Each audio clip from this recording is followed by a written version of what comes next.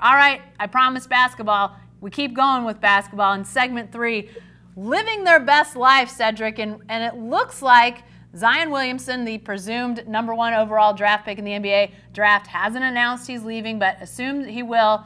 Sounds like he was living a pretty good life even before. Some reports coming out that maybe the Williamson family got some extra dollars while Zion was at Duke, huh? Yeah, hearing that maybe Nike hired his mom as a consultant, gave her $150,000. Boy, I would love to be a consultant for Nike. If that's what consulting is paying, I need to hire a consultant to figure out how to get a consultant's job in Oregon. You know what? I saw this story, and they were saying it was, you know, the ugly word bribery was thrown around, and I live in Austin, so and that word's been thrown around a lot lately with the UT tennis program. Right. I digress. He pleaded guilty, by the way. But if they gave her $150,000 to deliver Zion, I wish she could have gotten $300,000, because Zion Williamson doesn't get any money to play basketball. Right. Zion Williamson, arguably the most popular basketball player in America this past season, because LeBron James, as good as he was, the Lakers weren't really relevant this year. So I'm not mad at Zion. I'm not mad at his mom. If they got a bag of money, just a mere pittance of what the NCAA is making off these kids, I'm not mad at all. Money is money. He's not going to get any money for his likeness. He's not going to get any money for playing basketball. He's going to get a ton of money when he signs his endorsement contract and his NBA contract. But as far as we're talking about, as far as an amateur athlete getting a piece of the pie, more power to him. Yeah, you know, and we've talked about this before, Cedric, but the whole cloud over college basketball since, you know, it's been 2 years or so since the FBI announced that they had looked into some things involving college basketball, indictments, assistant coaches, fixers, middlemen involved in all that. So ever since then, there's been wiretaps and all measure of scandal out there. But, you know, the thing that I'm with you. I know people say, hey, wait, athletes get free education, room and board, all of that. But it's hard to square in your mind how much money Coach K is making, for example, at Duke, with what Zion Williamson and any other player at Duke is receiving as a, you know, full-time athlete in addition to being a full-time student at Duke. So, you know, for the NCAA, I think they're going to have to continue. I know nobody at the NCAA wants to think about how much they need or how much they would have to pay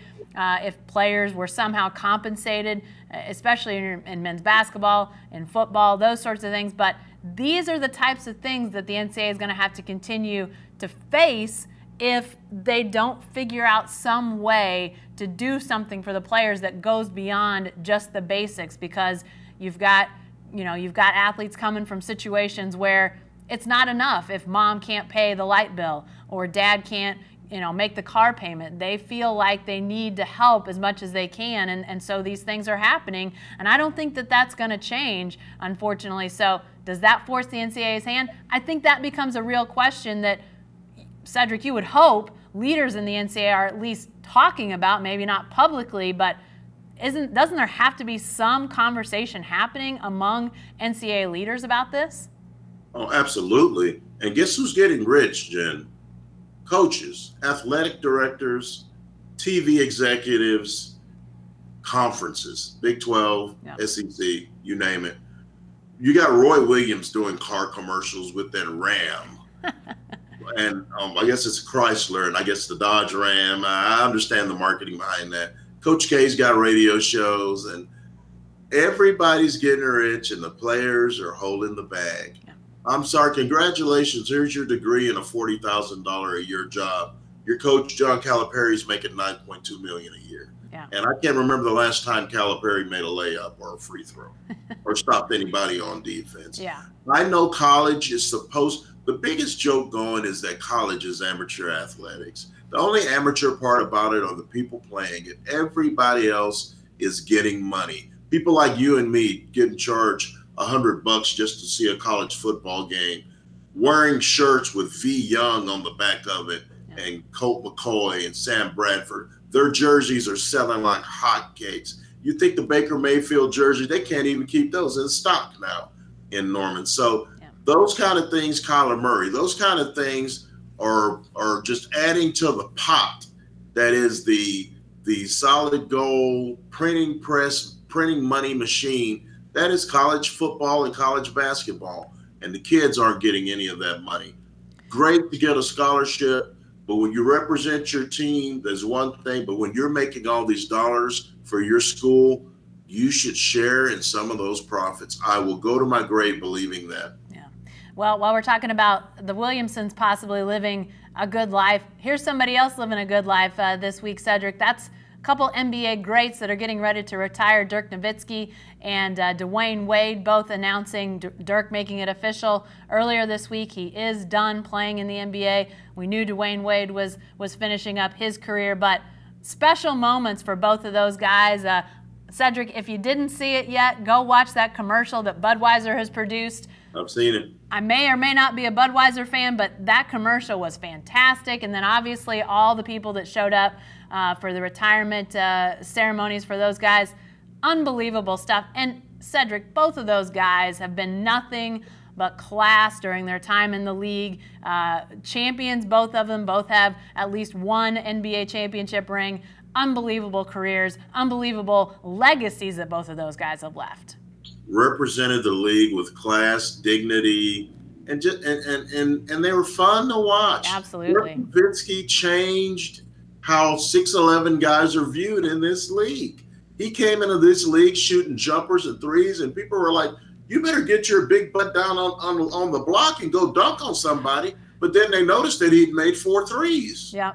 And all of a sudden, people are like, "He's a stretch 4. That's what we'll call it. He's a stretch 4. He's a big guy that can shoot threes." And so he changed the way the position is played. Dwayne Wade and Allen Iverson changed the way point guard is played. Those guys did not mind scoring. They might only have 3 or 4 assists, but you look up and they're running. The offensive are running through them. And when you look at how they impacted the game, they not only impacted it on the floor, they're both very much involved in charitable pursuits. You saw the commercial with D-Wade. He helped so many kids. That made my heart full, because what we like to do, and even in our business, is we try to use our jobs as a platform to make our communities better. And when you're impacting communities outside of what you do for a living, that is the impact. We're going to always remember that these guys were great at basketball, but if you can help a few people along the way in your journey, then you stand even taller. And I love that about these two. We need more like them. And as a basketball fan, I want to applaud them for what they did on the court and off the court. Yeah, I couldn't have said it any better myself, so I won't even try. Cedric, great stuff. Another week of the Writer's Block has come and gone. That's it for this week. Come back, though, and see us next week. We'll see you then.